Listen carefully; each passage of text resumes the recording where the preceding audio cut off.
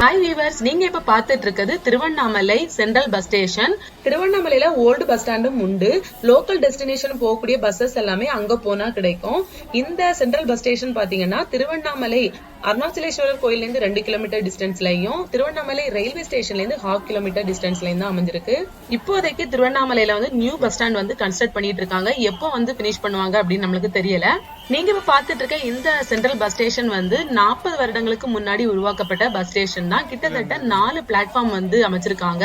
இந்த bus stand பாத்தீங்கன்னா 2 acre பரப்பளவுல அமைஞ்சிருக்க ஒரு பெரிய பஸ் ஸ்டாண்ட்னே சொல்லலாம். இங்க கிளாக் ரூம், அதுக்கப்புறம் பயணிகள் வசதிக்கு ஏற்ற மாதிரி பாத்ரூம் ஃபெசிலிட்டி எல்லாமே அமைச்சிருக்காங்க.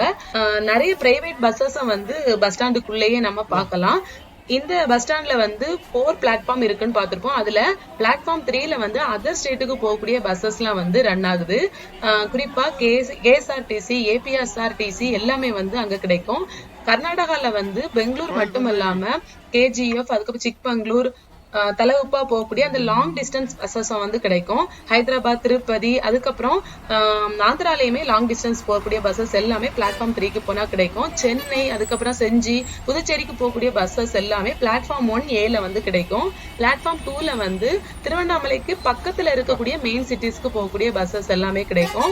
பிளாட்ஃபார்ம் 1ல வெள்ளூர், காஞ்சிபுரம் போகக்கூடிய பஸ்ஸஸ் எல்லாமே கிடைக்கும். பிளாட்ஃபார்ம் 4ல பாத்தீங்கன்னா தமிழ்நாட்டுக்குள்ள இருக்கக்கூடிய ஃபேமஸான சிட்டிஸ்க்கு போகக்கூடிய பஸ்ஸஸ் எல்லாம் கிடைக்கும். பிளாட்ஃபார்ம் 4 சப்ல பாத்தீங்கன்னா திருவண்ணாமலைக்கு உள்ள இருக்கக்கூடிய லோக்கல் பிளேசஸ்க்கு போகக்கூடிய பஸ்ஸஸ் எல்லாமே கிடைக்கும்.